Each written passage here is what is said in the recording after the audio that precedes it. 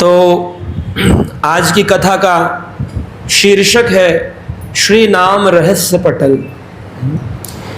ये अध्याय एक विशेष ग्रंथ है गौड़ीय वैष्णव भक्तों का। इसका नाम है प्रेम विवर्त। प्रेम विवर्त ग्रंथ में कई सारे अध्याय हैं। उन अध्यायों में अलग अलग चैतन्य महाप्रभु का प्रेम जगदानंद पंडित के द्वारा वर्णन किया गया है। किस प्रकार से कलयुग में लोगों का उद्धार करने के लिए भगवान श्री कृष्ण ही चैतन्य महाप्रभु का रूप लेकर के आए। श्री राधा कृष्ण नहीं अन्य श्री कृष्ण चैतन्य। राधा और कृष्ण युगल रूप में। अब कुछ लोग कहते हैं हम तो जी राधे राधे कहते हैं, कुछ लोग कहते हैं हम तो जी कृष्णा कृष्णा कहते हैं, जय श्री कृष्ण कहते हैं।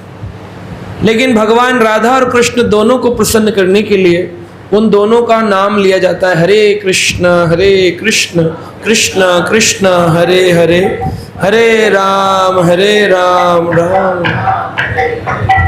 इन दोनों का नाम लेने से, दोनों राधा रानी का नाम लेने से कृष्ण प्रसन्न होते हैं और कृष्ण का नाम लेने से राधा रानी प्रसन्न होती हैं। इसलिए हरे कृष्ण कहने से राधा कृष्ण दोनों प्रसन्न होते हैं। और ये दोनों जब आपस में जुड़ जाते हैं तो कलयुग में चैतन्य महाप्रभु के रूप में नवदीप धाम में प्रकट होते हैं।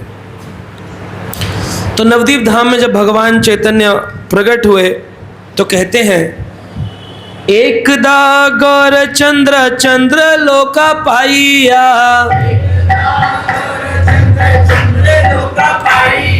समुद्रेर तीरे आइला भक्त वृंद लैया,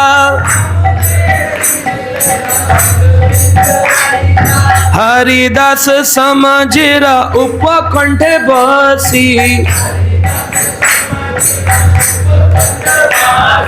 सर्व वैष्णवीर प्रति बोरे गौर शाशी।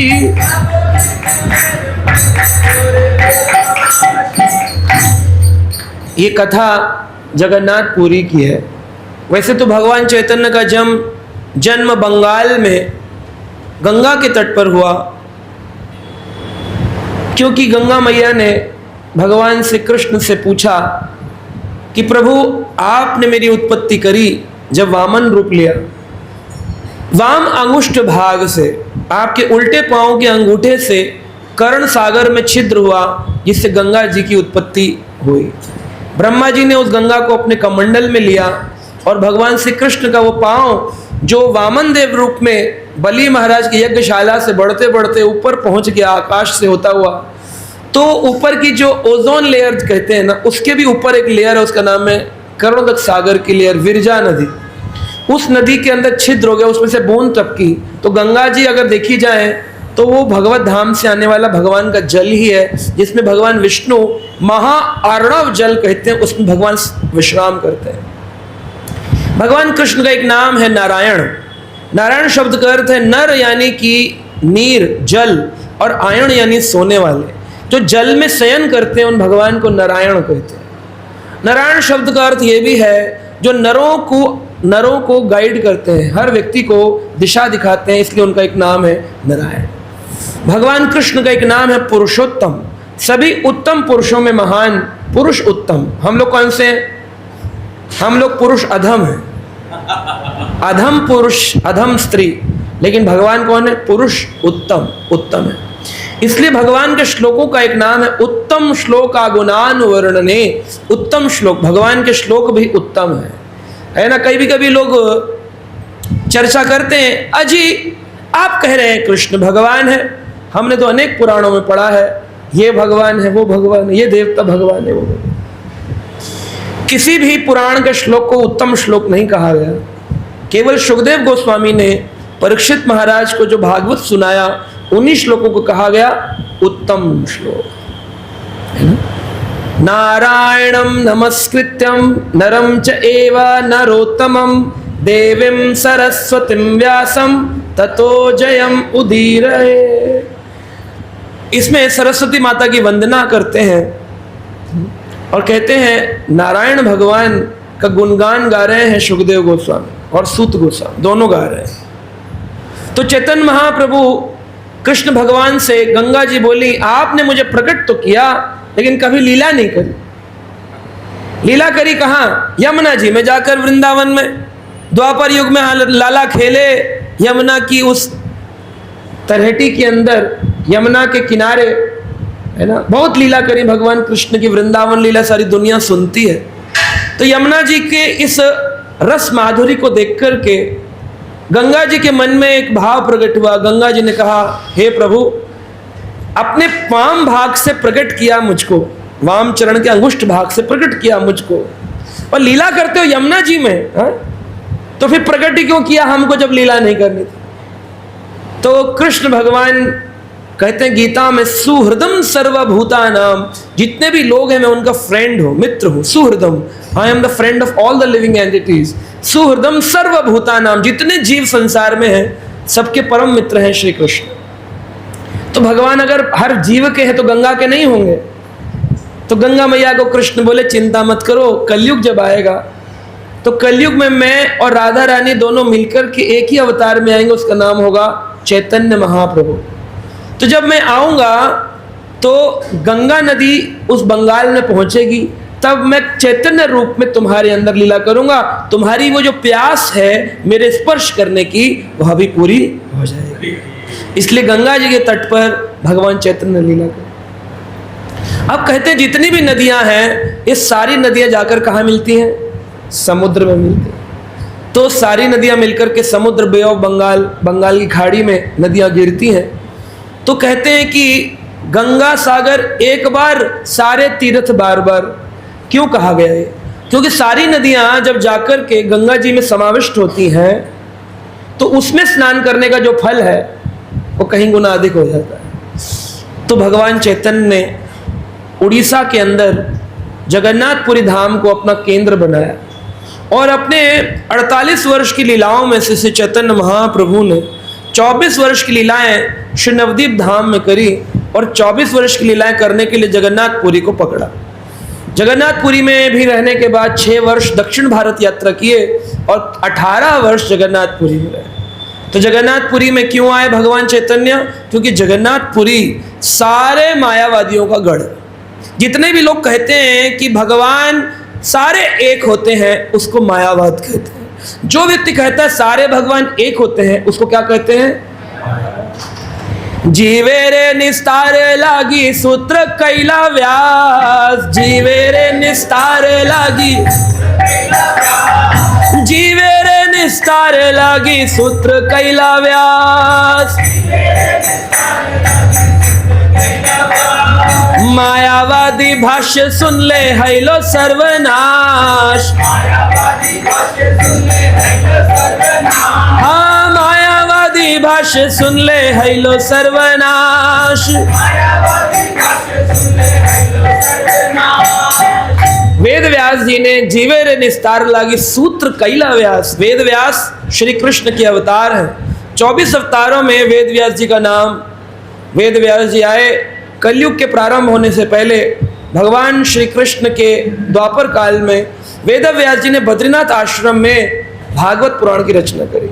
कई सारे उपनिषद लिखे, वेद लिखे। जीवे रे निस्तार लागी, जीवों के उद्धार के लिए सूत्र, कई सूत्र दिए, वेदांत सूत्र दिए, वेदांत सूत्रों की टीकाएं दी भागवत रूप में। लेकिन उन टीकाओं को लोगों ने पकड़ा नहीं। लोगों ने किसको पकड़ा? मायावाद को। क्यों पकड़ लिया? सरल रास्ता है, सरल रास्ता है। 3 बातें बोलने वाला व्यक्ति मायावाद कहता है, और मायावाद की भाषा जो सुनता है उसका सर्वनाश हो जाता है। जीते जी भी दुख, मरने के बाद तो महा दुख। 3 बातें क्या बोलते हैं? आप कैसे पता करें कौन मायावादी है? जो ये कहता है सभी भगवान बराबर होते हैं, ये पहला मायावादी है। जो कहता है आत्मा मरने के बाद भगवान में लीन हो जाती है, दूसरा मायावादी है। और तीसरा जो कहता है कोई भी रास्ता चुनो, सारे रास्ते एक की ओर जाते, ये तीसरा मायावादी। अगर ये 3 बातें करता आपको कोई व्यक्ति मिले तो उससे अपनी दूरी बना लेनी चाहिए। क्यों? मायावादी भाष्य सुनिला हैलो सर्वनाश। अब देखें प्राय भारत में तो 3 ही बातें सबसे ज्यादा सनातन धर्म में बोली जाती हैं। आत्मा मरने के बाद प्रेयर मीटिंग होती, कहते हैं प्रभु की आत्मा परमात्मा में लीन हो जाए, बस ओम शांति शांति शांति। आत्मा को शांति मिलेगी क्या बोलने से? एक भी पुराण दिखाओ जहाँ लिखा हो ऐसा बोलने से आत्मा को शांति मिलेगी। मुझे 23 वर्ष बीत गए, मैं उस परिवार से आता हूँ जिस परिवार में मेरी दादी ने भागवत पुराण को सारा दिन हमको बचपन में सुनाया।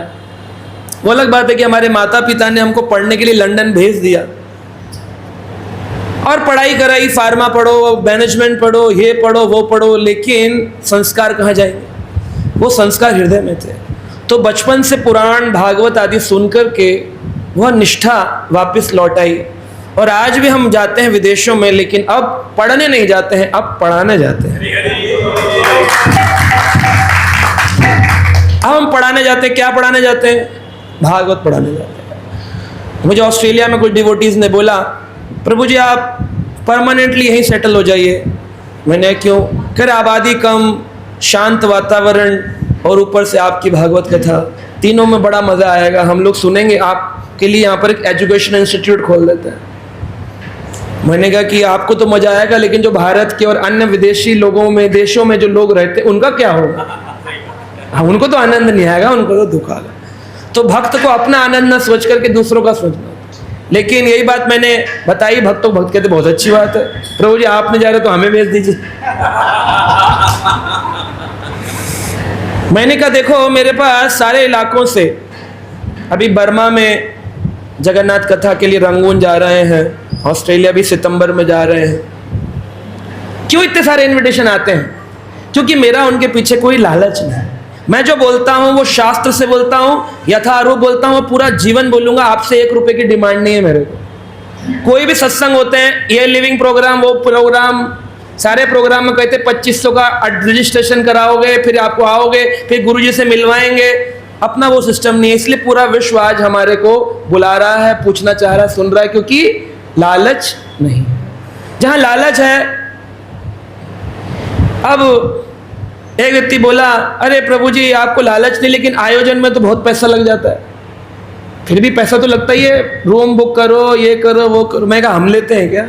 टेंट वाले का पैसा टेंट वाला ले जाता है कि नहीं? लाइट वाले का लाइट वाला, प्रसाद वाले का प्रसाद। हमने क्या लिया आपसे? तो मैंने कहा कि मैं तो प्रवचन सामने भी दे दूंगा, रोड पर बैठ करके आप जमीन पे गद्दी डाल दीजिएगा, मैं लेक्चर दे दूंगा। बोले आप तो नाराज हो गए। मैंने कहा नहीं नहीं, मैं नाराज नहीं हुआ, नाराज तो वो लोग होंगे जो आप बुलाएंगे। वो नाराज हो जाएंगे कि कैसी जगह बुलाया जमीन में बैठ के। हमारे भारत में प्राय लोगों की एक मानसिकता है, success means money, success means opulence. अरे उनके लड़के ने IIT से पढ़ाई करी, पता है कितने का पैकेज है? 100 करोड़। उसका घर देखा है? चाहे वो अंदर किडनी बेचता हो, चाहे वो झूठ बोलता हो, चाहे वो 10 स्त्रियों का संग करता हो, उससे कोई मतलब नहीं है। क्या मतलब है? पैसा, पैसा। तो मुझे जब ये दिखा कि पैसा नरक जैसा, मैंने उस दिन कहा मैं तो पैसा लूंगा नहीं, फ्री ऑफ कॉस्ट कथा करूंगा, पूरी दुनिया में घूमूंगा, फिर देखता हूं कितने लोग जुड़ते हैं। हरी हरी।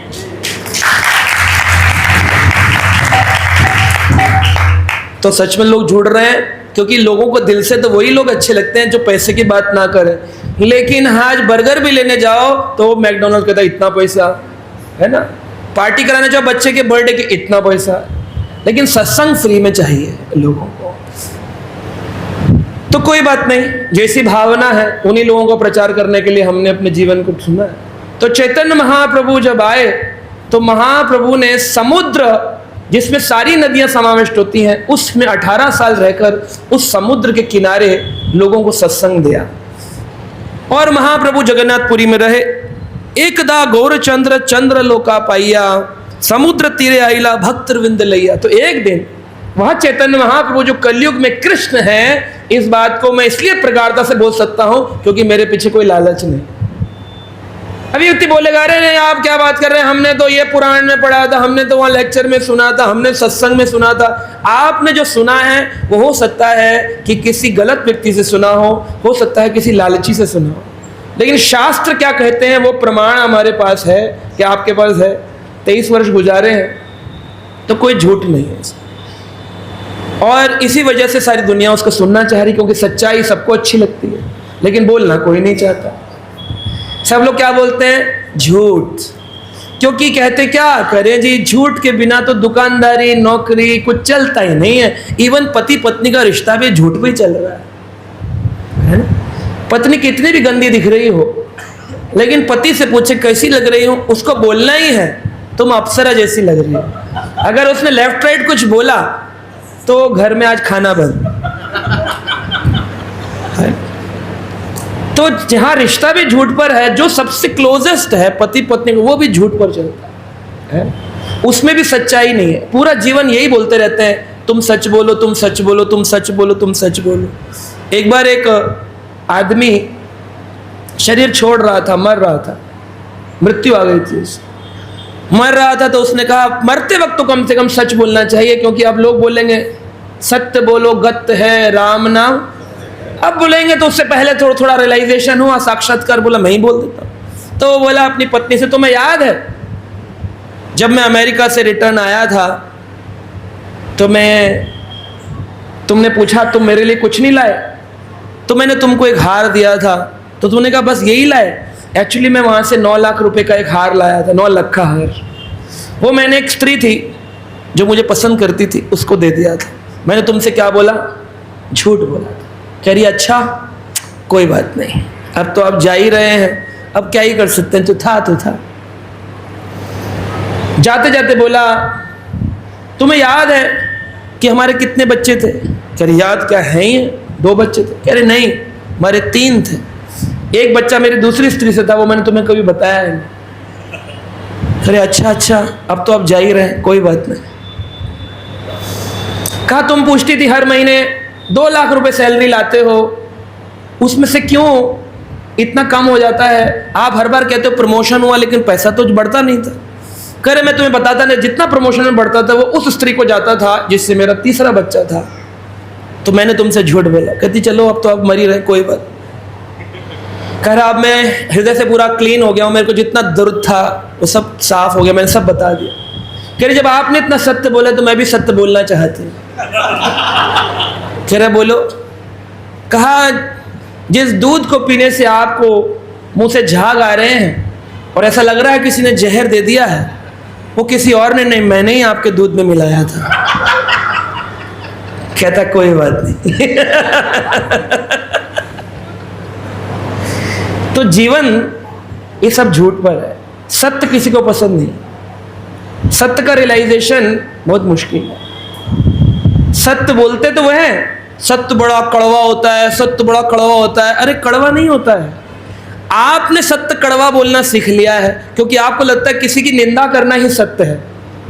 ऐसा नहीं है, किसी का गुण गाना भी तो अच्छा है। अगर किसी बच्चे में, मान लीजिए बच्चे बैठे, इनमें अच्छा पढ़ने की टेंडेंसी हो कि दे आर गुड स्टूडेंट्स, तो क्यों माता पिता को इनको नहीं बोलना चाहिए यू आर वेरी गुड?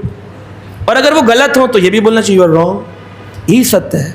लेकिन हम क्या सोचते हैं, सत्य मतलब बुराई।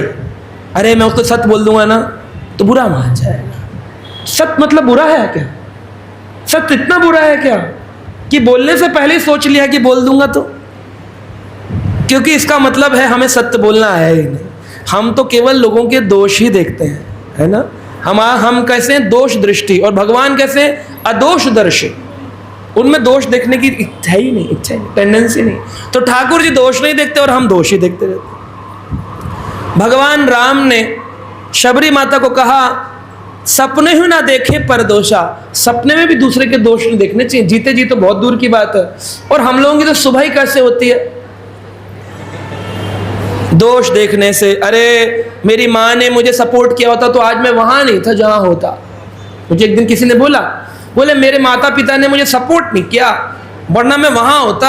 आप सोच भी नहीं सकते। मैं कहा तुम सोच भी नहीं सकते जो तुम्हारी बुरी हालत होती अगर माता पिता ने तुम्हें रोटी ना खिलाई होती। तो माता पिता ने तुम्हें बड़ा कर दिया, इस लायक बना दिया कि तुम आज ये बात बोल रहे हो। अपने माता पिता को धन्यवाद दो। उल्टी बात कर रहे हो कि सपोर्ट। सारे बच्चों का स्ट्रगल है। क्यों? क्योंकि उन्होंने अपने माता पिता को बोलते देखा है हमें क्या मिला, हमें मिला होता तो ये होता वो होता ऐसा। तो मैं लोगों को बोलता हूं, हमारे शास्त्र कहते काउंट द ब्लेसिंग्स। कृपा को गिनना चाहिए, तकलीफों को गिनना नहीं चाहिए। कृपा को गिनना चाहिए। हाथ पैर सही सलामत है, ये कम दिया है क्या? आज आप बोल रहे हो, सुन रहे हो, प्रसाद खा रहे हो, डाइजेस्ट हो रहे, कम है क्या? ये कृपा नहीं है भगवान की? फिर आपको और क्या चाहिए? लेकिन कहते हैं ना, मन मरा माया मरी, मन भर गए शरीर, आशा तृष्णा ना मरी, कह गए संत कबीर। कबीर जी कहते हैं मन भी व्यक्ति वश में कर सकता है, लेकिन ये जो आशाओं का बीज है कि एक दिन हम होंगे कामयाब। 70 साल के 80 साल के लोग भी रिटायर होने के बाद कोई ना कोई ट्रस्ट बना लेते हैं। चाहे दुनिया का ट्रस्ट टूट जाए, इनका ट्रस्ट नहीं टूटना चाहिए। और उस ट्रस्ट के द्वारा पता नहीं क्या ये घोर घंटाल समाज का कार्य करते हैं। पूरा समाज बिगड़ा पड़ा है, कोई समाज की रूपरेखा में परिवर्तन नहीं आ रहा है। अगर आप सत्य के लिए ही ट्रस्ट खोलिए तो सत्य बोलिए कि भगवान का नाम ईसाई जपता है, इस्लामिक जपता है, सिख जपता है, सनातन धर्म में क्यों नहीं जपेगा? हरे कृष्णा कृष्णा कृष्णा हरे हरे, हरे राम। तो एक दिन चैतन्य महाप्रभु ने इसी सत्य का उद्घोष करने के लिए समुद्र के तट पर आए। चंद्राकार, चंद्रा कैसे होता है? सर्कल बनाते हैं, चंद्रमा ड्राइंग में बनाते हैं, सूरज को गोल बनाते हैं, चंद्रमा को, जबकि चंद्रमा भी कभी कभी पूरा होता है और सूरज भी कभी कभी अधूरा होता है। परंतु हमारी दृष्टि है, सूरज बनाएंगे तो गोल, चंद्रमा बनाएंगे तो आधा। ऐसा हमारा ये परसेप्शन है लाइफ का। पूर्णमासी का चंद्रमा भी तो बना सकते हैं गोल, लेकिन आप गोल बना, किसी पूछे क्या बनाया, कहेगा सूरज। क्यों गोल चंद्रमा नहीं होता? यही परसेप्शन है जीवन जीने का, यही हमारी थॉट प्रोसेस, हमारी विचारधारा है कि हमने गलत ही समझा है। साधु बुलाए हैं यानी कि समय खराब, सत्संग time waste, sports channel, ESPN channel, HBO channel, वो एंजॉयमेंट। 8-8 घंटे नेटफ्लिक्स देख सकते हैं पूरी रात, लेकिन 1.5 घंटे सत्संग में बिठा दो, कमर बहुत देर हो गई, है कि नहीं? तो परसेप्शन लाइफ का है, क्योंकि वहां आपको आनंद आ रहा है इसलिए 8 घंटे पता नहीं चल रहे। यहां आपको आनंद नहीं लेना है, वही तो पता है। सर्कल बनाया तो क्या मतलब? सूरज, चंद्रमा पूर्णमासी का गोल नहीं होता। बोले नहीं, उसमें किरणें निकालते हैं ना तो सूरज होता है, किरणें ना निकले तो चंद्रमा से आभा नहीं निकलती है। सारी पृथ्वी पर जितना जूस है, जितना वेजिटेबल है, वो भगवान कहते हैं वह रस सूरज के द्वारा नहीं, चंद्रमा के द्वारा दिया जाता है। फोटोसिंथेसिस प्रोसेस जो पेड़ों के अंदर भोजन देता है, पानी डालते हो, वो फोटोसिंथेसिस होता है सूरज के द्वारा। लेकिन जितना रस पौधों में आता है वो रात के समय आता है चंद्रमा के द्वारा। मैं तो साइंस स्टूडेंट हूं, आप पढ़ लो, नहीं तो जाकर बायोलॉजी पढ़ लो पहले, फिलॉसफी तो बाद में सुनना। इतना भी नहीं पता लोगों को। सूरज को जल चढ़ाते, चंद्रमा को क्यों नहीं चढ़ाते? भगवान कहते हैं सूरज और चंद्रमा मेरी आंखें हैं, एक आंख को पूछते दूसरी को नहीं। चंद्रमा को पूछते तो बोले नहीं, एक दिन पूछते ना कौन सा करवा। क्यों पंचमी को चंद्रमा कहां गया? हमने देखो, हमारा परसेप्शन गलत है एक्चुअली सनातन धर्म को देखने का। हमारी विचारधाराओं को हमें परिवर्तन करना है। तो भगवान चैतन्य ने सत्य का उद्घोष किया, चंद्राकार में बैठ गए और भगवान कहने लगे, सुनो हे भक्त वृंद कली काले धर्मा, श्री कृष्ण कीर्तन विना आर नहीं कर्मा, कर्म ज्ञान योग ध्यान दुर्बल साधन, अप्रकृत संपत्ति लाभिर नहीं है क्राम, धर्म व्रत त्याग होम सकल प्रकृत, अप्रकृत तत्व लाभे नहीं कोरहित। 3 श्लोक बोले, 3 प्यार बोली।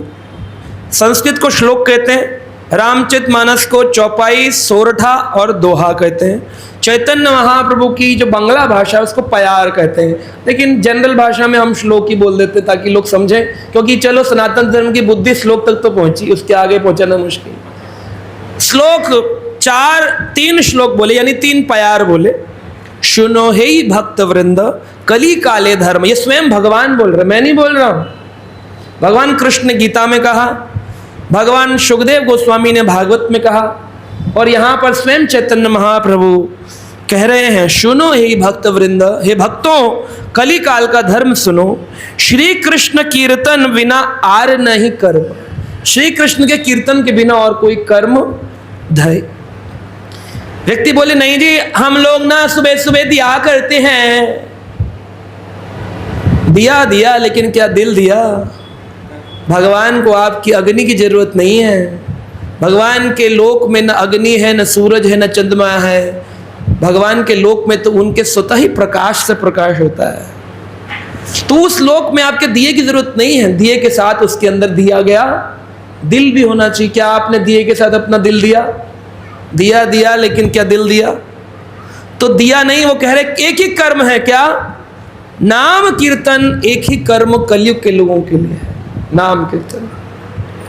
कर्म ज्ञान योग ध्यान दुर्लभ साधन, दुर्बल साधन, दुर्लभ नहीं दुर्बल साधन।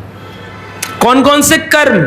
तो 4 पद्धति से लोग भगवान से जुड़ते हैं। बोलिए मेरे पीछे, कर्म योग, ज्ञान योग, ध्यान योग, भक्ति योग।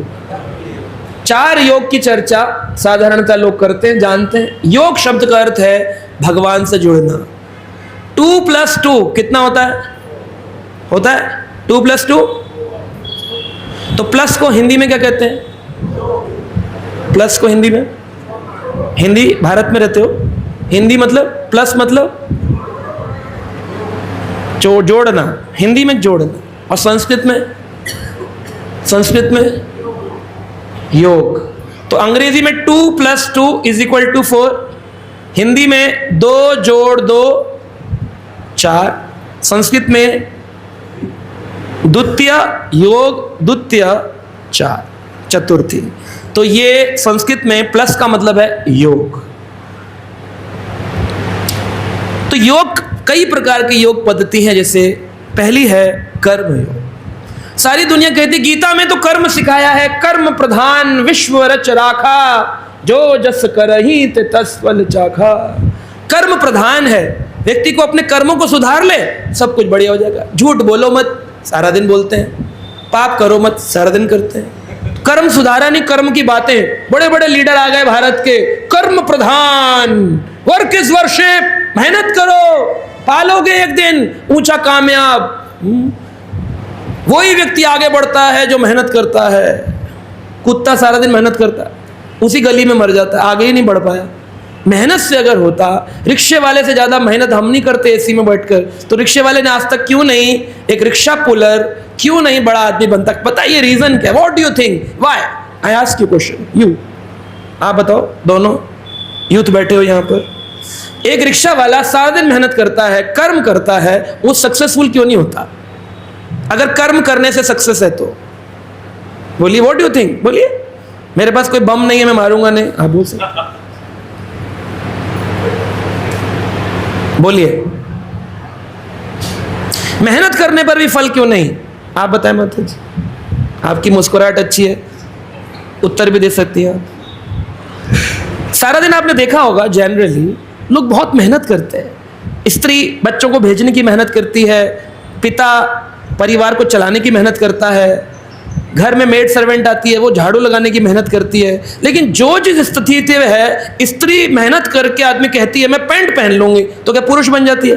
स्त्री रहती है। पुरुष कहता है, आजकल लाफ्टर चैंपियन में दिखाते हैं शो में, पुरुष स्त्री बन जाते हैं, तो क्या स्त्री का रूपरेखा बनने स्त्री बनते हैं? मेड सर्वेंट मेहनत करके क्या मालकिन बन पा रही है? तो जो जिस स्थिति पे उसी पे ये मेहनत करने का फल कहाँ है? बताओ बताओ। कोई बुजुर्ग वर्ग बोले जिसने पूरा जीवन मेहनत करी हो कि मैंने मेहनत करी तो ये हो गया, आप बताएं। हाँ, पिछले जन्म का कर्म है, पिछले जन्म की तो कोई मानता ही नहीं, क्योंकि अगर पिछला होगा तो अगला भी होगा। पर अगले की तैयारी क्या है? आपके कर्म ऐसे हैं कि अगला जन्म बढ़िया मिलने वाला है। रोड के ऊपर जब भिखारियों को देख करके शिला प्रभुपाद से कोई बोलता था, देखिए देखिए स्वामी जी भिखारी है, बोलते थे misutilization of the free will, अपनी आजादी का दुरुपयोग किया है, वही इंजीनियर आज रोड पर भिखारी बने बैठा। और ऐसा नहीं भिखारी भारत में, पूरे विश्व में। तो कर्म करके आज तक किसने सक्सेस पाई है?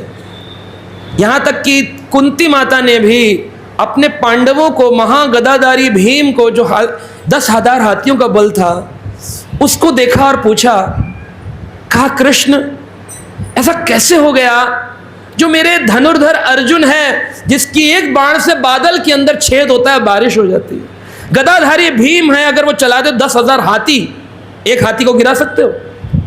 10,000 हाथी, 10,000 एलिफेंट्स इकट्ठे ग्रुप में आए, भीम अपनी एक गदा से सबको मार सकता है, इतना बल है। लेकिन आज वनों में भटक रहा है। क्या कारण हो गया? अगर शक्ति, आदमी जिम जाता कर, एक दिन मैं अपने शरीर से ही बनकर दिखाऊंगा। मैं भी जब कॉलेज में था तो जिम जाया करता था, नेशनल चैंपियनशिप खेला मैंने। लेकिन क्या मिला? नॉलेज जब मिली गीता की तो समझ में आया, ये शरीर तो कितना भी बनाएंगे एक दिन जल जाने, जो जाएगा आत्मा, उस शरीर पर काम नहीं करते। तो एक दिन मेरा एक मित्र मिला मुझे, जो अभी अपना बहुत बड़ा जिम चलाता है, उसकी फ्रेंचाइजी है बहुत बड़ी बड़ी, मैं नाम नहीं लूँगा ब्रांड का। तो मुझे मिला, बोला अरे यार आपने क्या कर लिया, आप क्या थे और क्या हो गए? क्योंकि मैं नेशनल चैंपियन खेलने गया था तो मेरा शरीर बहुत स्ट्रांग था। तो बोला आप क्या थे, क्या हो गए? मैं कहा नहीं। बोला आप बिल्कुल भी जिम नहीं जाते हो? मैं नहीं जाता, डेली जाता हूँ। कह शरीर तो नहीं लग रहा जिम वाला, पहले जैसा था। मैंने कहा वो बात अलग है, पहले मैं बाहर का शरीर बनाने में समय लगाता था और आजकल मैं अंदर का शरीर बनाने में समय लगाता हूँ। सो एक्चुअली पूरा सारी दुनिया भारी शरीर को बनाने में लगी हुई है। तो गदाधारी भीम इतना शक्तिशाली है, धनुर्धर युधिष्ठिर सत्य बोलने वाले वनों में विचरण कर। कुंती रोने लग गई और भगवान कृष्ण से पूछी ऐसा क्यों? तो भगवान कृष्ण ने कहा भाग्यम फलतः सर्वत्रम न च विद्या न पौरुषम। ना विद्या काम आती है, न पौरुष काम आता है, व्यक्ति का भाग्य काम आता है। लेकिन वो भाग्य कब आता है? भाग्य कहां से आता है? कौन लिखता है भाग्य? कौन लिखता है भाग्य? भाग्य कौन लिखता है हमारा? कर्म, भगवान। बताइए कौन लिखता है भाग्य? डेस्टिनी खुद लिखते हैं। लेकिन कब लिखते हैं? पूर्व जन्म में जो लिखी है वो आज, और आज जो लिखेंगे वो आगे मिलेगी, इस जन्म में नहीं मिलेगी। इस जन्म में नहीं। कहते हैं नेपोलियन बोनापार्ट थे। नेपोलियन बोनापार्ट सुना है आपने? नेपोलियन कहां के राजा थे? कहते थे France is Napoleon and Napoleon is France. France is Napoleon and Napoleon is, बड़ी बात है ये, पूरा फ्रांस देश को अपना रहा। ऐसे औरत भी कभी कभी कहती मैं ना रहूं ना घर में, ना नहीं याद आ जाए परिवार। औरत को लगता है वही चला दी, सबको ऐसा लगता है, पति को लगता है मैं, बच्चों को लगता है हम। नेपोलियन को लगता था France is Napoleon and Napoleon is. तो एक दिन नेपोलियन जा रहे थे तो उन्होंने देखा रोड के किनारे एक ज्योतिष देखने वाला व्यक्ति बैठा। ज्योतिष देखने वाला, ज्योतिषाचार्य,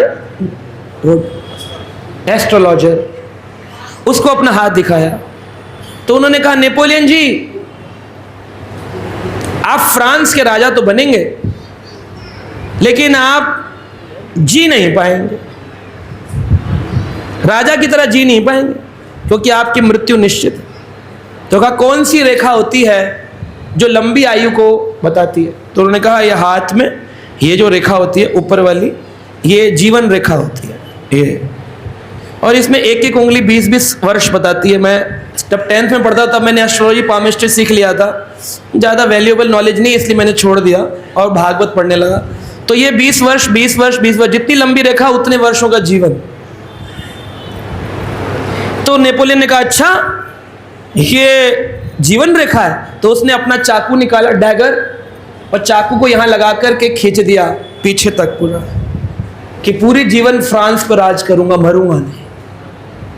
लेकिन क्या नेपोलियन है? क्या लकीर स्वयं के बनाने से बनी? नहीं। तो लोग बोलते हैं ना, मेहनत करो, ये कर लो, वो कर लो, हो जाएगा। कुछ नहीं होगा। हाथ में चाकू खींचने पर भी वहीं का वहीं मर गया, कोई नहीं जानता। आज के नए बच्चे तो जानते भी नहीं नेपोलियन कौन, जो हिस्ट्री पढ़ रहे वही थोड़ा बहुत जानते। तो समाज में पांडव घूम रहे थे, इतने बलशाली। कुंती माता बोले न च विद्या न च पौरुषम, न विद्या काम आती है न पौरुष काम आता है। क्या काम आता है? भाग्य। लेकिन भाग्य बनता कैसे है? स्वयं के कर्म करने से। तो कर्म लोग इसको मिस आइडेंटिफाई करते कि आज करेंगे कल फल मिल जाएगा, इसलिए लोगों ने कहावत बना दी कि जितना खोदो जल मिलता है। जल खोलते हैं ना, कर्म किए जा फल मिलता है, जितना खोदो जल मिलता है। पानी कहाँ मिलता है? लेकिन अभी दिल्ली का पानी बहुत नीचे चला गया, 150 फीट खोदने पर भी पानी नहीं मिल रहा है आजकल। तो कितनी खुदाई करनी पड़ेगी, 150 फुट पे पानी मिलेगा। तो कर्म किए जा फल मिलता है, जितना खोदो जल मिलता है। आज नहीं पर कल मिलता है, आज नहीं मिलता है। लेकिन जब व्यक्ति खुदाई करता है तो खुदाई करते करते 150 फीट खोदना बहुत मुश्किल है, 50, 60, 70 फीट पे वो हताश हुआ, फिर दूसरी जगह खोदता है, फिर 50, 60 फीट खोदने पर पानी नहीं मिलता, फिर तीसरी जगह खोदता है। लेकिन पानी कितने फीट पे है? 150 फीट पे है। तो 100 बार भी प्रयास करेगा, विफल हो जाएगा। लेकिन उसको नहीं पता कि एक ही जगह पर उसे खोदना था और उसे जल प्राप्त हो जाता। यही समाज में होता है। सुसाइड बढ़ गए। क्यों बढ़े सुसाइड? अभी डॉक्टर सुसाइड करने लग गए, सीईओ सुसाइड करने लग गए। मैं खुद एक फार्मा रिसर्च ऑर्गेनाइजेशन से आता हूं। मैंने अपने सामने पढ़े लिखे लोगों को बिल्डिंगों से कूदते देखा, क्योंकि उनके जीवन में भक्ति नहीं है, भगवान नहीं है, अध्यात्म नहीं है। जिस व्यक्ति के बच्चा हो, बूढ़ा हो, 5 साल का हो या अभी मृत्यु में थोड़ा हो, बच्चा हो या बूढ़ा हो, 5 साल का हो या मृत्यु में थोड़ा हो, मरने वाला हो, लेकिन सभी को भक्ति करनी चाहिए। ये साइंटिफिक ऑर्गेनाइजेशंस कहती हैं। अभी मैं डॉक्टर के पास था, जो दुनिया का दिल का इलाज कर रहा है उसको मेरी क्या जरूरत है? मेरे पास अनेक डॉक्टर आते हैं जो साइकोलॉजिस्ट हैं, जो दुनिया की साइकेट्री ठीक करते हैं। वो स्वयं आकर के कहते हैं कि प्रभु हमारी साइकेट्री कौन ठीक करेगा? तो ये कोई सत्संग कार्यक्रम नहीं है कि आंख बंद कर लीजिए, अच्छा करिए, अच्छा बोलिए, अच्छा होगा, किसी ने बुरा किया उसको बुरा मिलेगा। ऐसे नहीं है। आत्मा कहाँ है? खोपड़ी के 2.5 इंच पीछे। उल जुलूल बातों से भगवान नहीं प्रसन्न होते हैं। एक प्रमाणिक श्लोक दिखाइए, लिखा है 2.5 इंच पीछे। भगवान ने गीता में कहा, हृदय देशे अर्जुन तिष्ठति ब्राह्म्यम सर्वभूतानाम यंत्र आरूढ़ माया। इस माया रूपी शरीर पर आरूढ़ होकर के मैं तुम्हें घुमा रहा हूं। ये एक गाड़ी है, इकार है, इसके अंदर ड्राइवर है आत्मा। वो कहां बैठी है? इसीलिए अंदर से आवाज आती है। क्या? अंदर बैठे परमात्मा कहते हैं। कभी दिल की आवाज सुनी आपने? दिल की आवाज कैसे आवाज आती है? सुनिए, गाना तो सुना होगा। दिल क्या करने लगा? हाँ, ये बताए प्रभु जी, बताए प्रभु जी। सुने तो सब है, लेकिन सत्य बोलने से नकार रहे, अकेले अकेले सुनते होंगे। एक बूढ़ा आदमी बोला मेरे को, बोला प्रभु जी आजकल टीवी में इतना गंदा गंदा आता है, परिवार के साथ देख नहीं सकते। तो मैंने कहा आपको अकेले भी देखने की जरूरत क्या? एक्चुअली अंदर ना हृदय में सबकी गंदगी भरी हुई है, लेकिन बाहर से अपने को सोफिस्टिकेटेड एनिमल बताते हैं। एनिमल है, द्विपद पशु, सोफिस्टिकेटेड है। अंग्रेजी में बात करेंगे, फ्रेंच में बात करेंगे, गुरबानी में बात करेंगे, लेकिन अंदर से तो गड़बड़ है। तो हमारी जो संस्था है इस्कॉन, वो बाहर काम करे ना करे, अंदर काम करने का प्रयास कर रही है। एक बार मेनका गांधी जी मिली। मेनका गांधी जी ने कहा, आपके इस्कॉन वाले लोग इतना कीर्तन, इतना भंडारा, इतना प्रसाद, इतना सब बांटते हैं, वातावरण के लिए कुछ क्यों नहीं करते? उनका प्रश्न था, वातावरण के लिए क्यों कुछ नहीं करते? तो मैंने उनको कहा, हम लोग भी वातावरण पर काम करते हैं। मैंने तो अब तक कोई प्रोजेक्ट नहीं देखा जो आपका एनवायरमेंटल प्रोजेक्ट हो। तो मैंने कहा, बात ऐसी है मैडम कि हम लोग ना अंदर के वातावरण पर काम करते हैं, जिससे आपके बाहर का वातावरण सुंदर बना रहता है। बाहर का वातावरण कैसे अच्छा रहता है, अंदर का वातावरण कैसे अच्छा होता है? जब अंदर का वातावरण अच्छा है कि मुझे किसी की चोरी नहीं करनी है, अंदर ठीक हो गया तो बाहर ठीक होगी। मोदी जी ने नोट बदल लिए तो क्या करप्शन बंद हुआ? बंद हुआ क्या? तो जिस दिन मोदी जी से मुलाकात होगी तो मैं ये बोलने वाला कि अंदर पर काम करवाइए महाराज थोड़ा सा। आप बड़े समझदार व्यक्ति हैं, इतने सनातनी हैं, एक काम और करा दीजिए, सभी लोगों के हृदय में नियम बना दीजिए, हर स्कूल के अंदर सुबह सुबह 10 मिनट सत्संग होना चाहिए। सत्संग होगा तो फिर इनके आगे जाकर फ्यूचर इंडिया का ब्राइट होगा। सत्संग नहीं होगा तो यही चोर बनेंगे, यही बड़े बड़े डॉक्टर बनेंगे, लोगों के दिल चुराएंगे, हार्ट लिवर ट्रांसप्लांट कराएंगे, बीमारी कुछ नहीं होगी, कहेंगे कि 10,000 का टेस्ट बनेगा, अल्ट्रासाउंड की जरूरत नहीं, अल्ट्रासाउंड करवाएंगे। चोरी तो है, चारों तरफ चोरी चोर होगा। इंजीनियर बनेंगे, पुल गिरा देंगे, डॉक्टर बनेंगे, किडनी चोरी कर लेंगे, आईएएस बनेंगे, पैसा लेकर चोरों को घुसा देंगे। लेकिन अगर आप चाहते हैं समाज में लॉ एंड ऑर्डर अच्छा रहे, वातावरण बाहर का अच्छा करना है, तो अंदर का वातावरण अच्छा, इंटरनली शुड चेंज, है ना। हम लोग मांस नहीं खाते तो कितने सारे पशु आजाद घूम रहे है कि नहीं? कितने सारे पशु आजाद घूम रहे। एक दिन एक व्यक्ति, नॉनवेज फैमिली का क्या होता है मुझे बता रहा था कोई, बोले एक दिन एक औरत आई अपने पति से कहती है हमारा मुर्गा मर गया। तो कहता है फिर क्या करना है, परिवार को बुला लेते हैं, हो जाए पार्टी। तो उन्होंने मुर्गा खा लिया। थोड़े दिन बाद उसकी पत्नी बोली हमारे घर एक बकरा था वो मर गया। कह रहा है फिर क्या सोचना है, हो जाए पार्टी, परिवार को बुलाए।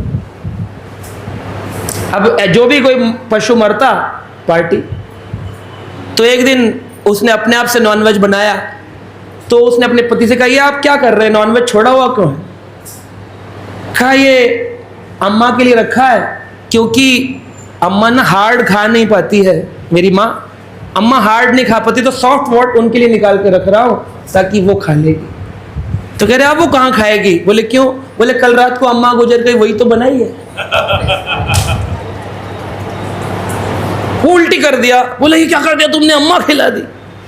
तो एक्चुअली समाज में जो मर्डर हो रहे हैं, समाज में जो अत्याचार, बलात्कार आदि आदि दुख है, इसका कारण है कि अंदर जो बच्चे को तुम अंडा मुर्गा खिलाते हो, उसके अंदर भावना आती है कि मारने में क्या प्रॉब्लम है। If I can cut a cock, how why can't I cut a man? आज एक औरत ने अपने पति को मार के सीमेंट में बंद कर दिया। क्यों? नॉनवेज का फल है ये। साइंटिफिक रिसर्च कहती है अंदर भय समाप्त हो जाता है। चाकू चलाते चलाते पता ही नहीं चलता कि वो चाकू कब अपने परिवार पे चलेगा। तो जो लोग अपनी रक्षा चाहते हैं, कम से कम अपने बच्चों को इस चीज से दूर कर देना चाहिए। देखिए प्रमाण प्रस्तुत हुआ। तो ये कर्म योग है। अब कर्म योग बनाया था, कर्म नहीं है। कर्म योग भगवान से जुड़ने के लिए ऐसा कर्म करो जो भगवान से जुड़े। क्या चोर कर्म नहीं करता? क्या बलात्कार करने वाला कर्म नहीं करता? प्लानिंग करता है, कहां से लड़की को उठाना है, कहां रखना है, इतनी प्लानिंग करते हैं, तो कर्म तो करते हैं। वह डॉक्टर बड़ा हॉस्पिटल खोलकर बैठे थे, लेकिन एक अपनी कलकत्ता के डॉक्टर अपनी एक न्यू ऐसा डॉक्टर को रेप करने के लिए कितनी प्लानिंग करे। तो कर्म तो उस डॉक्टर ने भी किया। उस डॉक्टर के माता पिता ने भी उसको बचपन में MBBS MD पढ़ाने के लिए मेहनत करी होगी। उनके माँ बाप पे क्या गुजरी होगी जब पता चला कि मेरा। तो डॉक्टर बना लेना सक्सेस नहीं है, इंजीनियर बना लेना सक्सेस नहीं है। मैं ऑस्ट्रेलिया अमेरिका जाता हूं, अमेरिका चले जाना सक्सेस नहीं है। सक्सेस है अच्छे संस्कार देना। अभी हम लोग एक ओल्ड एज होम में गए, हर आदमी 70+ और कुछ 80+, कुछ 85+। उस ओल्ड एज होम से लगता है कि कोई दुखालय होगा, वहां बेचारे एक बेड पे लेटे होंगे, कोई रोटी खिलाता होगा, माँ बाप बच्चे छोड़ देते होंगे। नहीं, उस ओल्ड एज होम की महीने की फीस है 2.5 लाख रुपया। तो जितने बूढ़े वहां रह रहे हैं, बुजुर्ग वर्ग, सब लोग कितना खर्चा कर रहे हैं? 2.5 लाख रुपए महीना। उसका नाम है ओल्ड एज होम। तो मैंने उसमें एक 80 साल के व्यक्ति से पूछा, बड़े पढ़े लिखे व्यक्ति थे, फौज से रिटायर हुए। मैंने पूछा, आप कैसे आए यहां पर? तो बोले, बच्चों को अच्छे स्कूल में पढ़ाने का मुआवजा भुगत रहे। अच्छे स्कूल में पढ़ाया, अब अच्छे स्कूल में पढ़ाओगे तो अच्छा कॉलेज मिलेगा, अच्छा कॉलेज मिलेगा तो बच्चा बाहर ही सेटल होगा, क्योंकि इंडिया में जॉब्स नहीं मिल रही हैं। जब बाहर सेटल होगा तो माँ बाप कहाँ जाएंगे? जब तक चलेगा दोनों एक दूसरे के दुख डालेंगे, लेकिन जब एक में से एक मिसिंग हो गया तो या तो पिता या तो माता, क्या करे अकेली? Old age home, old age home. ये संस्कार दिए। वो व्यक्ति का दुख देखिए, 2.5 लाख रुपए दे रहा है, पैसे की कमी नहीं है। बोले बच्चा जर्मनी में पैसा भेजता है, 2.5 लाख रुपए दे रहा हूं महीने के, लेकिन क्या बोला? अच्छे स्कूल में बच्चों को पढ़ाने का मुआवजा भुगत रहा। तो क्या आप प्रभु जी चाहते हैं हम अच्छे स्कूलों में निकालकर सरकारी स्कूल में भेजें? नहीं नहीं नहीं, स्कूल तो जाएं, लेकिन साथ में घर में एक स्कूल खुला जाए जिसमें छोटे छोटे संस्कार बच्चों को दिए जाए। खाना क्या है, पीना क्या है, कैसे व्यवहार करना है, अंदर का वातावरण कैसे होना चाहिए, ये काम माता पिता कर सकते हैं।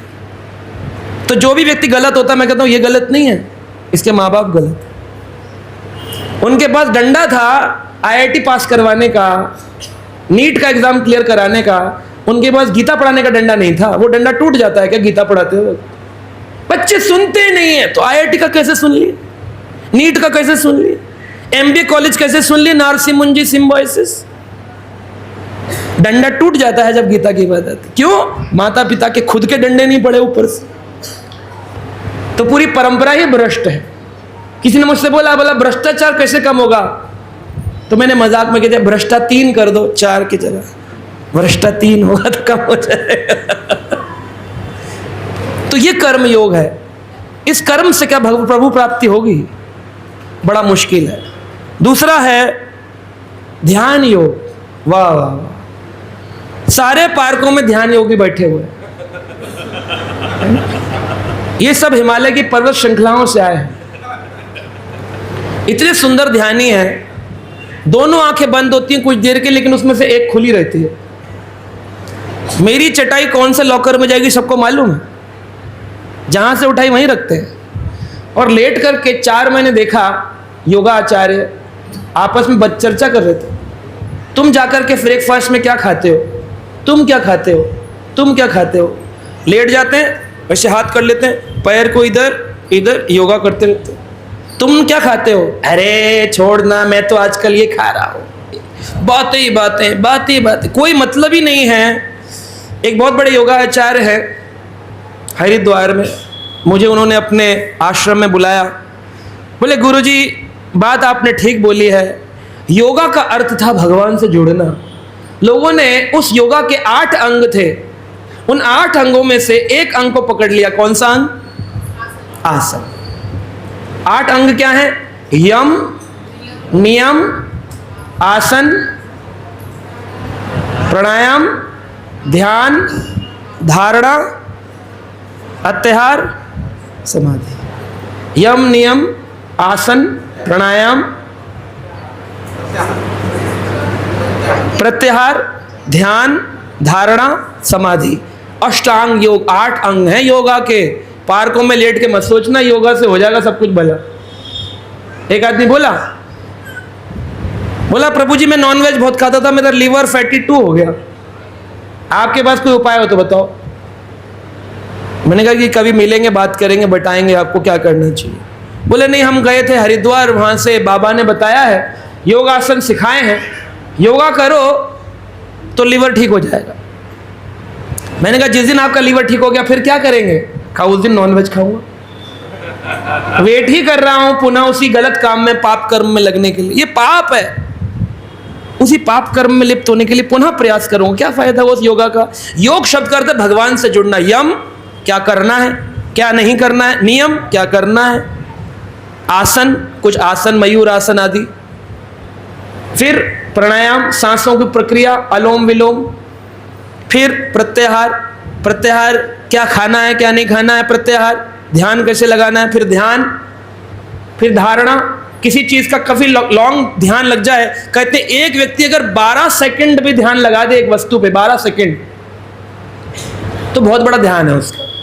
कलयुग में 12 सेकंड भी ध्यान नहीं लग रहा लोगों का, इधर उधर मुंडी घूमती रहती है? 12 सेकंड भी ध्यान नहीं लगता। 12 सेकंड लग जाए तो ध्यान है, और अगर ये 12 मिनट हो जाए तो धारणा बन जाएगी। 12 मिनट में धारणा हो जाए। किसी चीज की धारणा बनानी हो तो 12 मिनट में धारणा बना सकते हैं। कह रहे ये प्रभु जी ना फालतू बोल रहे हैं, कितनी देर में पता चल जाएगा? एक बार एक व्यक्ति बोला 4 घंटे बैठा है ना आपके सत्संग में, आया था 2 मिनट के लिए। कौन बोला? झारखंड के चीफ मिनिस्टर, प्रभु जी थे कथा में, Babulal Marandi, chief minister of Jharkhand, Bhagwat कथा सुनने आए हमारे। आए तो माल्यार्पण करके जाने वाले थे, मैंने रोक दिया। मैंने कहा अभी स्टेज पे कथा चल रही है, कोई सीएम की एंट्री नहीं है, तो रुक गए नीचे। उनको ये बात बड़ी, किसी को बुरी लगती है, उनको अच्छी लगी, और उन्होंने 2.5 घंटे बैठकर कथा सुनी। बोले आया तो 2 मिनट के लिए था, लेकिन मैं रुक गया। मैंने, क्योंकि आप 12 मिनट कथा सुने तो आपने हमारे बारे में क्या बना ली? धारणा बना ली कि ये आदमी क्या बता रहा है, सही बता रहा है। और हमको डर नहीं लगता सीएम हो पीएम हो, क्यों? क्योंकि हमारे पास अखिल ब्रह्मांड की एंट्री है, श्री कृष्ण भगवान की। लेकिन इसका मतलब ये भी नहीं कि हम उनका अनादर करते हैं, हम उन सबका सम्मान करते हैं। वो समाज में अच्छा कार्य कर रहे हैं, जो कर रहे हैं उनका हम सम्मान करते हैं। जो समाज में अच्छा कार्य नहीं कर रहे हैं उनका भगवान देखेगा, हम देखने वाले नहीं हैं। लेकिन हम जो है भगवान को केंद्र में लेकर चलते हैं, इसलिए भय रहित रहते हैं, डरते नहीं किसी चीज से। तो योग जो है उसमें धारणा और फिर है समाधि। समाधि क्या है? बोले भगवत नाम में सदा रहना, ये समाधि है। ये वैष्णवों की समाधि है। एक समाधि होती है मरने के बाद जमीन में दफना देते हैं, वो समाधि होती है। कुछ लोगों को जल समाधि देते हैं, पैरों में पत्थर बांध के पानी से नीचे फेंकते हैं। कुछ लोग जीते जी बोले मिट्टी के अंदर चले जाते हैं, वो जीवंत समाधि ले लेते हैं। जैसे ज्ञानेश्वर महाराज आदि, उन्होंने अपनी जीवंत समाधि ली, जीते जी गुफा में चले गए और बाहर से पत्थर लगा दिया और अंदर ही अंदर वो भगवत धाम को चले गए। तो ऐसी भी समाधि होती है। लेकिन वैष्णव समाधि क्या है? वैष्णव समाधि है निरंतर भगवान के नाम में रत रहना। हरे कृष्णा कृष्ण कृष्णा हरे हरे, हरे राम राम हरे। तो ये ध्यान योग, ज्ञान योग, कर्म योग, ज्ञान योग। ज्ञान योग तीसरा पद्धति है। ज्ञान योग क्या है? वेदों को पढ़ने से प्रभु को जानेंगे। चालीसा खरीद लो, हनुमान मंदिर जाओ तो पंडित जी कहते हैं हनुमान चालीसा, शनि मंदिर जाओ तो शनि चालीसा, दुर्गा मंदिर जाओ तो दुर्गा चालीसा, गणेश मंदिर जाओ तो गणेश चालीसा, और बिहार जाओ तो लालू चालीसा। बिहार में रेलवे स्टेशन पे लालू चालीसा बांटते थे, जब वो सीएम थे तब लालू चालीसा बंटती थी। तो जहां जाओ वहां की चालीसा, 40 दोहों में प्रभु प्राप्ति। लेकिन ये तो ज्ञान हुआ, लेकिन उसको जीवन में अपनाया नहीं, है ना, तो फिर वो बेकार हो गया। अब हनुमान चालीसा, मैंने एक बार प्रवचन दिया चालीसा पे, 40 दोहे बोले। जो एक प्रभु जी थे वो पहले सालासर जाया करते थे बालाजी, और रोने लग गए वो। मैंने कहा आप क्यों रो रहे? करे मैं अभी 65 साल का हो गया। मैंने कहा तो रोने की क्या बात है इसमें? कहे मेरा पूरा जीवन, बचपन में मेरी माँ ने चालीसा पकड़ाई थी, मेरे 45 साल निकल गए हनुमान चालीसा पढ़ते हुए प्रभु जी। मैंने क्या हुआ? मीनिंग आज समझ में आया है। किसी ने नहीं समझाया, अपनी मन मर्जी की बातें बोल रहे हैं लोग जी, वहां ये लिखा है वहां वो लिखा है। आओ चर्चा करो, बैठो, समझो। पहली बार वो रोए, आपकी सोसाइटी में ही रहते, रोए, पहली बार किसी ने मुझे समझाया है। अब यहां पर देखा जाए तो बहुत सारी चीजें क्लियर हो जाती है हनुमान चालीसा से भी। शंकर स्वयं केसरी नंदन, शंकर स्वयं केसरी महाप्रताप। जगवंदित हैं, उनका महाप्रताप है। क्या है वो? शंकर। कोई बोलता है सुवन है, तो भारत के बड़े आचार्य रामभद्राचार्य जी कहते हैं शंकर सुवन नहीं है, स्वयं। सुवन कहो या स्वयं कहो एक ही बात है, क्योंकि पिता हो या पुत्र हो, क्वालिटी दोनों की सेम होती है। बाप का बेटा, सिपाही का घोड़ा, बहुत नहीं तो थोड़ा थोड़ा। अगर शिव जी के पुत्र भी हैं तब भी उनमें शिव जी के गुण हैं, शिवांश है। और अगर वो शिव ही हैं तो भी वो शिव ही हैं। शिवांश हो या शिव हो, शिव पुत्र हो या शिव हो, वो क्या कह रहे हैं? मैं कौन हूं? कौन हूं? हनुमान जी कौन है? शंकर स्वयं केसरी नंदन, महाप्रताप, तेज प्रताप, महाजगवंदित। जगवंदित है, महाप्रताप है, तेज प्रताप है उनका। वो क्या कह रहे हैं? मैं कौन हूं? राम का दास। हनुमान जी ने कहा बोला कि मैं मालिक हूं, भगवान हूं? क्या बोले? मैं कौन हूं? बताइए, बोलते हैं कि नहीं बोलते हैं? राम का जो दास है वो कौन है? शिव है, शंकर स्वयं। तो शिव भी राम के दास हो गए। जो राम के दास हैं वो खुद आपको भक्ति सिखाने के लिए आए हैं।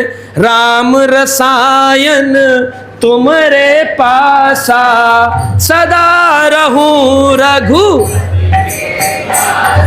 सर्वेंट बनना सिखा रहे हैं। दुनिया मालिक बनना सीख रही है। हनुमान चालीसा पढ़ के मैं मालिक बन जाऊं, फैक्ट्री बन जाऊं, सुंदरकांड करा लो, जल्दी जल्दी मालिक बन जाओ, माल की 4 फैक्ट्री बन जाए, जल्दी जल्दी फैक्ट्री आ जाए, दुकानदारी होगा कुछ? राम रसायन तुमरे पासा, सदा रहो रघुपति के दास। तो दास बनने का केमिकल रसायन हनुमान जी के पास। कौन है हनुमान? स्वयं शंकर भगवान। राम के क्या बनना चाह रहे हैं? दास। अरे प्रभु जी, 40 साल से हम यूं ही जल चढ़ा रहे थे। एक लोटा जल सारी परेशानी का हल, लिखा हुआ एक मंदिर में।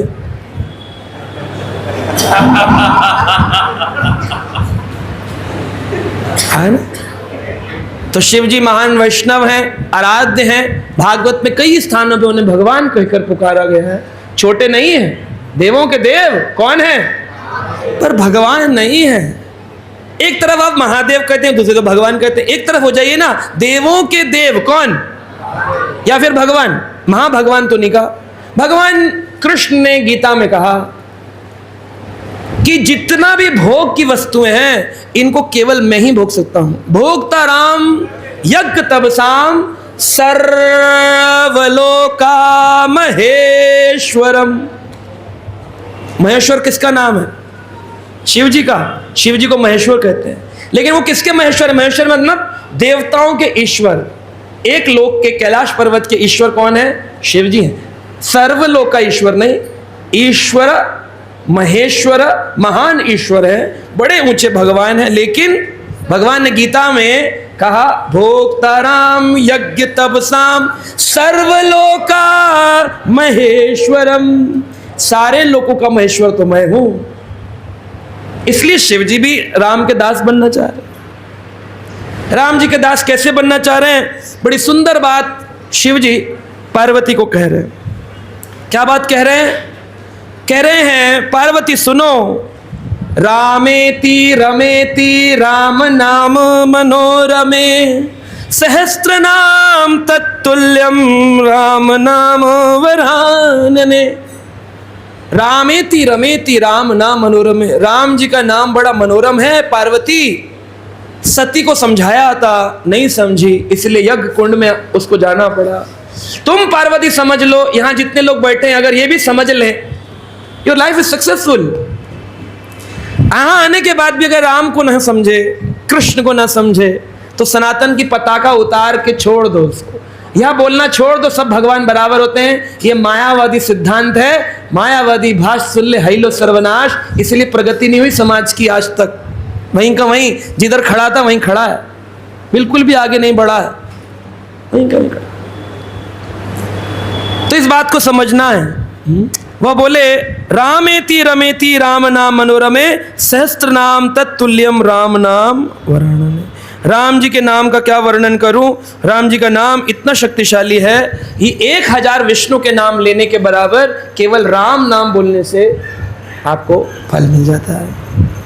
देखिए भगवान राम की गर्जना, एक बड़ा सुंदर सूत्र दिए हैं गोस्वामी तुलसीदास। वो बोलते हैं जहां भगवान राम का नाम आता है, राम रमेति गर्जनम भजनम भाव बीजनम अर्जनम सुख संपदम तर्जनम यम दूतनम। कितनी सुंदर बात बोली है। 4 चीजें हो जाएंगी अगर आप कृष्ण और राम का नाम लेने लगो। छोड़ दो, जीवन में सुख मिलता है वो नकली सुख, आप जिसे सुख मानकर बैठे हो। जब पानी में किसी को डुबोया जाता था पहले जमाने में, और राजा कुछ देर के लिए उसकी मुंडी बाहर निकालता था तो कहता था, ऐसा लगता था प्राण आ गए, फिर डुबाते थे, मर जाऊंगा मर जाऊंगा मर जाऊंगा मर जाऊंगा मर जाऊंगा।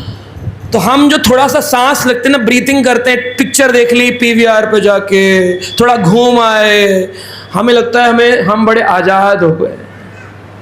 अभी मैंने TV9 भारतवर्ष न्यूज़ चैनल पर एक आर्टिकल लिखा कि आज़ाद भारत में 15 अगस्त बना रहे हैं, लेकिन एक भी व्यक्ति आज़ाद मुझे दिखता नहीं। मैंने लिखा, न्यूज़ चैनल पर लिखा कि एक भी व्यक्ति मुझे आज़ाद दिखता नहीं है। सब लोग किससे जुड़े हुए हैं? अपनी ही इंद्रियों से, अपनी ग्रंथियों से बंधे हुए हैं।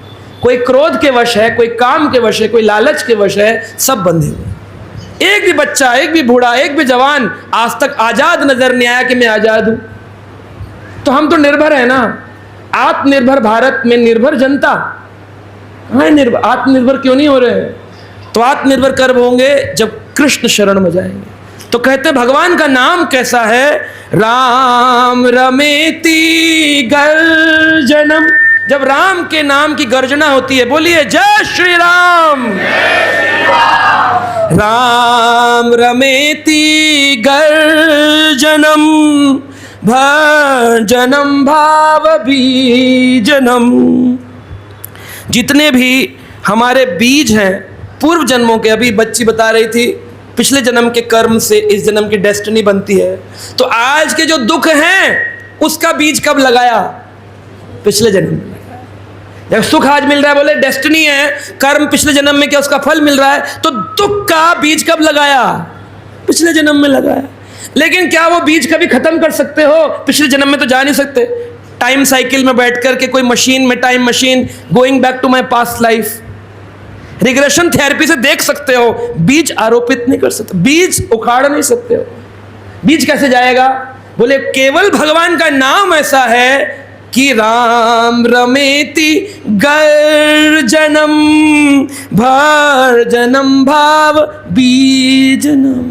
वो पाप के बीज सारे जल के भुन के खत्म हो जाते हैं, सब खत्म हो जाएंगे। एक भी पाप का बीज जो लगाया था वो बाकी नहीं बचेगा, सारे बीज खत्म हो जाएंगे। और बीज ही नहीं रहेगा तो भुने हुए बीज से एक पत्ता नहीं निकलता है। अगर पाप के बीज खत्म हो गए तो आपके जीवन में दुख आने समाप्त हो जाएंगे, सारे हॉस्पिटल खाली पड़े रहेंगे, एक आदमी बीमार नहीं पड़ेगा। बोले प्रभु जी खाली बीमारी की बात है, हम तो फिट है। लेकिन कहते राम का नाम क्या देता है? कहते अर्जनम सुख संपदम। सुख और संपदा नकली वाली नहीं, वो प्लास्टिक स्माइल वाली नहीं। एक बार मैं दुबई जा रहा था, एरोप्लेन 13 घंटे लेट हो गया। तो वो जो एयर होस्टेस प्लास्टिक स्माइल में वेलकम की थी, 13 घंटे के अंदर मारपीट चालू हो गई।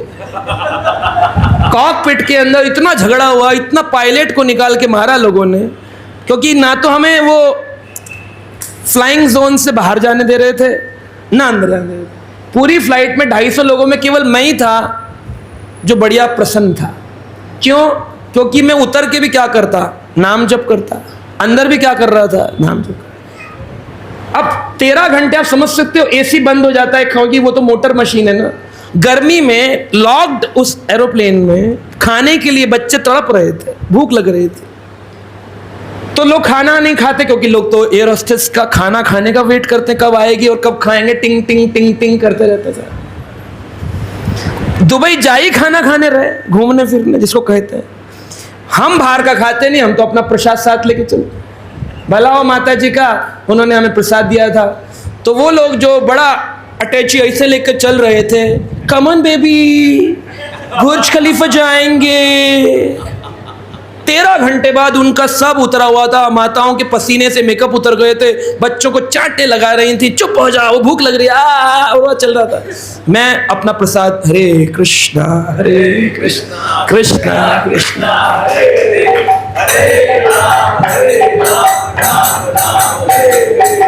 अर्जनम सुख संपद, ये सुख मिलता है, ये संपदा मिलती है भक्त को केवल भगवान का नाम लेने से। पूरी दुनिया में आपको जानते ना जानते, हमें जब जानते हैं, भगवान का भक्त बनने से जानने लग गए। पहले तो नहीं जानते थे। अगर हमारी अपनी क्वालिटी होती, जब मैं लंदन से पढ़कर आया तो लंदन वाले भी नहीं जानते थे, ड्रॉप करने कोई नहीं आया, यूनिवर्सिटी के लोग भी नहीं आए, 2-4 फ्रेंड्स थे बस, ड्रॉप करने कोई नहीं आया एयरपोर्ट पे।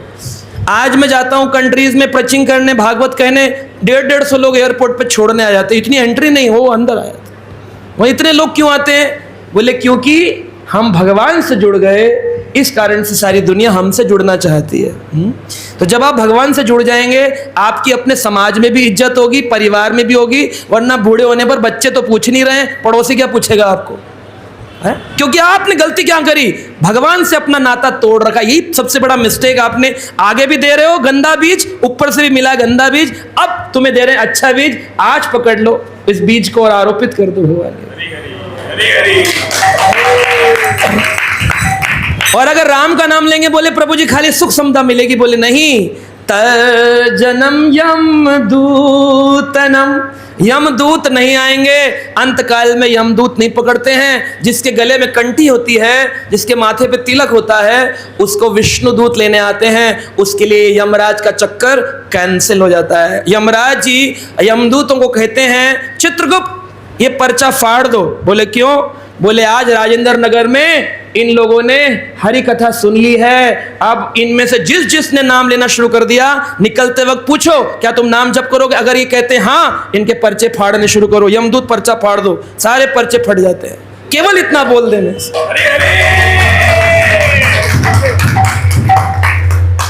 तो कर्म योग, ज्ञान योग, ध्यान योग, ये दुर्बल साधन है, उत्तम साधन है भगवान का नाम भजन भक्ति योग। इसलिए कहते धर्म व्रत त्याग होम सकल प्राकृत।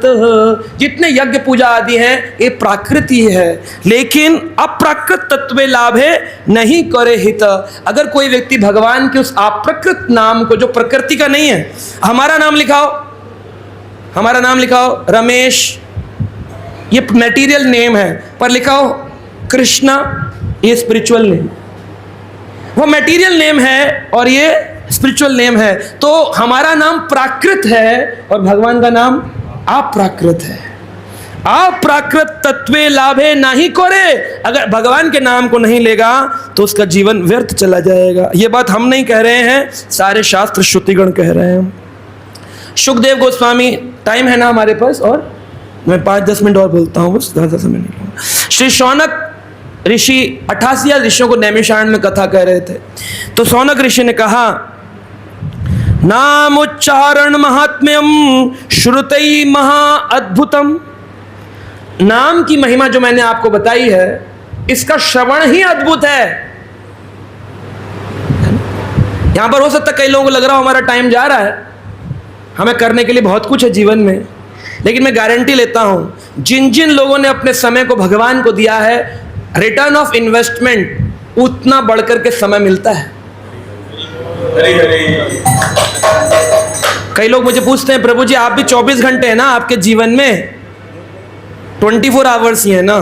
मैंने कहा 24 आवर्स, कर इतना सब कैसे कर लेते हैं आप? ट्रैवल भी कर लेते हैं, सत्संग भी कर लेते हैं, मिल भी लेते हैं, फैमिली भी है, गृहस्थ भी हो, परिवार भी है, बच्चे भी हैं, सब कुछ कैसे मैनेज होता है? मैंने क्योंकि जो समय भगवान को दिया जाता है वो आप्रकृत समय है, और घड़ी में कौन सा समय चलता है? प्राकृत समय चलता है। तो जो भक्त होते हैं उनके लिए भगवान आप्रकृत समय भी प्रदान करते हैं। तो हमारे को 72 घंटे मिलते हैं, उन 72 घंटों में आराम से हम चीजें मैनेज कर सकते हैं।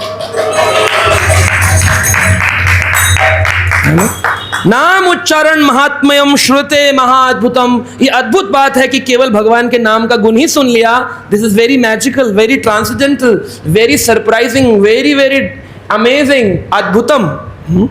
यत उच्चारण मात्रेणा नरो यायत परम पदम। अगर कोई व्यक्ति केवल सुन ले, अद्भुत बात है, लेकिन बोल दे, उसको परम पद की प्राप्ति होती है, भगवान के चरणों की प्राप्ति हो जाती है।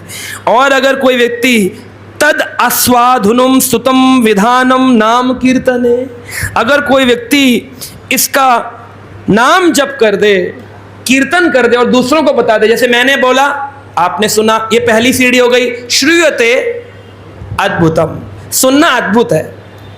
उच्चारते परम पदम, उच्चारण किया तो परम पद की प्राप्ति हो जाएगी। लेकिन तद आस्वादनम स्तुतम विधानम नाम कीर्तने, जो नाम का गुण दूसरों को सुनाता है, उसके साथ क्या होता है? ठाकुर जी स्वयं उसके पास आ जाते हैं, उसको जाना नहीं पड़ता है। ये कितनी ऊंची बात है। सुनने वाले अद्भुतम, बोलने वाले परम पदम, और बताने वाले स्वयं ठाकुर जी उसके पास आ जाएंगे। ये हम देख सकते हैं कि जब गौकर्ण ने भागवत सुनाया, तो गौकर्ण ने जब दुनिया को सुनाया तो सबने सुना, श्रूयते उच्चारिते, सबको परम पद प्राप्त हुआ, सब चले गए भगवत धाम। लेकिन गौकर्ण भगवत धाम नहीं गए, स्वयं कृष्ण गोलोक से आए, गौकर्ण को व्यास गद्दी से उठाया, गले लगाया और बोले तुम मेरे साथ गोलोक चलो। भगवान लेने आए, यूं दूत नहीं आते हैं, स्वयं भगवान आते हैं। इसलिए नाम का कीर्तन जन जन में करना हम सब की जिम्मेदारी, केवल मेरी नहीं, हम सबकी जिम्मेदारी। सबको नाम कीर्तन करना चाहिए। आगे कहते हैं, उच्चारण शब्द बुझे श्री नाम कीर्तन, उच्चारण शब्द बुझे श्री नाम कीर्तन, करे व मलाए संख्या करे भक्तगण, करे वे मालाए संख्या करे भक्तगण, संख्या छड़ी असंख्या नाम कबुहाय, उच्चारण शब्द ए सब जानिश्चय। उच्चारण शब्द बुझे श्री नाम कीर्तन, पवित्र नाम का उच्च स्वर में स्पष्ट रूप से उच्चारण करना या गाना, ये बुझ समझ रहे हो? उच्चारण महाप्रभु कह समझ रहे हो? उच्चारण शब्दे बुझे श्री नाम कीर्तन, नाम की कीर्ति कथा के रूप में या कीर्तन के रूप में, दोनों ही कीर्तन है, श्री नाम कीर्तन। करे व मालाए, कर यानी हाथ, व माला है, या तो माला से या तो हाथ से, इसमें मन नहीं लिखा है। बोलते हैं ना लोग, मन में हम भगवान का नाम जपते हैं, मन नहीं लिखा है। क्या लिखा है? करे व माला है, या तो कर से करो या तो माला से करो। संख्या करे भक्तगण, संख्या पूर्वक काउंटिंग देनी पड़ेगी। 2 माला, 4 माला, 8 माला, 10 माला, 16 माला, 32 माला, 64 माला। अगर संख्या नहीं है, प्रभु जी हम भी भगवान के भक्त हैं, मन मन में प्रभु जी बहुत सारा दिन ही चलते हैं, ठाकुर जी हाँ हमारे तो बहुत ही मन मन में चलते हैं। रोटी कैसे खाते हैं माता जी? मुंह से, हाथ से। लेकिन मन, भगवान मन मन में। प्रभु जी सैलरी कैसे आती है? कैश गिनते हो काउंटर पे, दुकान में, ऑफिस में, मन से गिनते हो या हाथ से? लगा लगा के गिनते है? कोई मन से नहीं गिनता। लेकिन जब भगवान के नाम गिनने की बात आती तो क्या कहते हैं? मन मन में। जिस दिन आपको भूख लगी और मां कहे आज मैंने मन मन में बनाई है रोटी खा लो, बच्चा कहे मन मन में पेट भर गया, भरेगा? तो जब संसारी चीजें मन मन में करने से नहीं होती, भगवान का नाम बोलना चाहिए। मालाएं संख्या पूर्वक करे उच्चारण, संख्या पूर्वक नाम जप करना है। तो इस प्रकार श्री नाम कीर्तन है जीवेर नित्य धर्म, जगत वैकुंठे जीवेर यही मुख्य कर्म, मायाबद्ध जीवेर यही मोक्ष साधन होय, मुक्त जीवेर पक्षे ताहे साध्यवधि राय।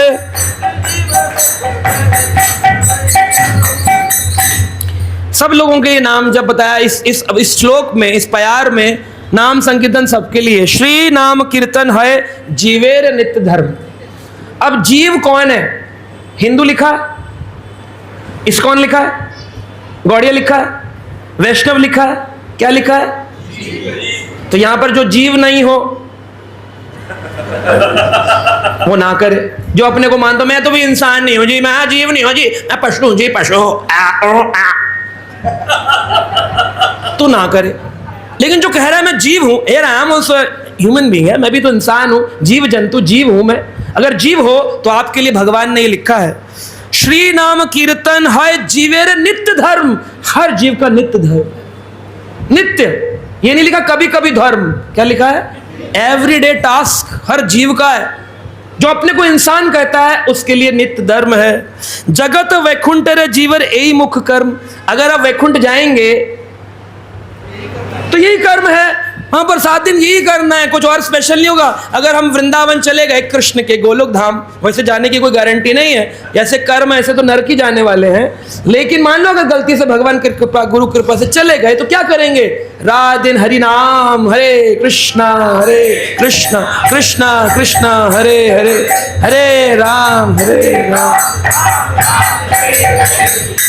मायाबद्ध जीवेर यही मोक्ष साधन। जो माया में बद्ध है और मोक्ष चाहता है कि प्रभु अब मुक्ति चाहिए, टेंशन फ्री लाइफ चाहिए, बस अब बहुत हुआ, इट्स टू मच, यही साधन है, ओनली वे। और जो मुक्त हो चुका है, जीते जी जिसने आसक्तियां खत्म कर दी, भक्ति चालू कर दी, भगवान प्रेम कर लिया, मुक्त जीवेर पक्षताए साध्य वधि रहे। जो व्यक्ति जीते जी भगवान नाम लेने लगा, मुक्त हो गया, वो अपने अंत काल में भगवान का साक्षी बन करके उनका सेवक रूप में भगवान के धाम को जाएगा। गोलोक वृंदावन। जैसे बहुत लंबा है कहने के लिए, लेकिन प्रेम विवर्त इसका नाम है इस ग्रंथ का। जैसे जगदानंद पंडित ने चैतन्य महाप्रभु के वचनों को यहाँ पर लिखा है और वर्णन किया किस प्रकार से नाम को अपने जीवन में धारण करना चाहिए। हर व्यक्ति के नाम की बड़ी महिमा है। जैसे आपको भी अच्छा लगता है कोई आपको नाम से पुकारे। आप किसी होटल में जाइए और वहां पर बोले वेटर, हाँ जी, जैसे आप बोलेंगे वैसे आपको बोले, उल्टा बोलेगा। लेकिन आप नाम से पुकारे, रमेश सुनो जरा, यस मैम, यस सर, तो उसको भी नाम अच्छा लगता है। आपके बच्चे का स्कूल में नाम आता है, बेटा तुम्हारा तो पूरी लिस्ट में कहीं नाम ही नहीं है मम्मी मेरा नाम है, कहाँ? क्लास से बाहर जो बच्चे खड़े रहते हैं उनमें मेरा नाम है। नाम सबको चाहिए होता है। ये नाम की इच्छा कहाँ से आती है? भगवान से आती है। भगवान कहते तुमको तुम्हारे नाम की इच्छा लगती है, लेकिन अगर तुम मेरा नाम लेने लगोगे तो तुम्हें आनंद की प्राप्ति होगी और अपने नाम की इच्छा खत्म हो जाएगी। जब तक नाम की इच्छा, आपके स्वयं की नाम की इच्छा बनी हो कि मेरा नाम हो, तब तक इसका मतलब प्रभु का नाम आपने लिया नहीं। जिस दिन उनका नाम आपके जीवन में आ जाएगा, आपके अपने स्वयं की नाम की इच्छा खत्म हो जाएगी। आप जो भी व्रत तप पूजा पाठ करते हो, जिस मंदिर गुरुद्वारे जाते हो, अगर आप में अभी भी अपने नाम की इच्छा की प्रभु जी रिश्तेदार ना हमारी बेइज्जती करते हैं, हमारी इज्जत नहीं करते हैं, आपको अपने नाम की इच्छा, क्योंकि अभी आपने उसका नाम लेना शुरू किया। जिस दिन उसका नाम लेने लगेंगे, आप देखेंगे आपके रिश्तेदार आपको प्रेम करेंगे। हमारे रिश्तेदार हमें फोन करके बुलाते हैं, आप 5 मिनट के लिए आ सकते हो? सारी दुनिया पर कृपा करने घूम रहे हो, 5 मिनट नहीं आ सकते हो? मैंने कहा जब मैं आता था तब आपके पास टाइम नहीं था, अब आप बुलाते हो, मेरे पास टाइम नहीं, लेकिन फिर भी मैं कभी कभी जाता हूँ। तो ऐसा आपके साथ भी हो सकता है। मैंने क्या ऐसा कुछ कर दिया? कौन सा गड्ढा खोद के मॉन्यूमेंट बनाया जिसके कारण कि लोग मेरे पीछे पीछे चले? केवल मैंने शरणागति करी कृष्ण के नाम पर। आज जितने हम अनुभव बैठे हैं, जितनी माताएं हैं, अगर वो अपनी शरणागति कृष्ण नाम पे आज सोच लें, from today I will change my life, मैं अपने दुखों को दूर भगाना चाहती हूं, गंगा राम में वेंटिलेटर पे प्राण तोड़ने से अच्छा है आज भगवान का नाम ले लूं। सुख में सुमिरन जो करें तो दुख काहे को होए, दुख में सुमिरन सब करें। दुख में तो सब करते हैं, अरदास लगाते हैं, अगर पूजा करनी तो आज करो। तो कलयुग में भगवान की पूजा है उनकी गीता को सुनना, गीता को पढ़ना और उनके नाम का जप करना। इतना कर लोगे आपकी गारंटी जीवन में दुख नहीं आएगा। लेकिन ये नहीं करोगे तो जो करते रहो, जितना कुछ कर लो, घी के डब्बे जला दो, दुख आएगा, आता रहेगा, हमेशा आएगा, क्योंकि वो आपके खुद के बोए हुए बीज हैं, भगवान की इसमें कोई लेन देन नहीं है। हरे कृष्णा।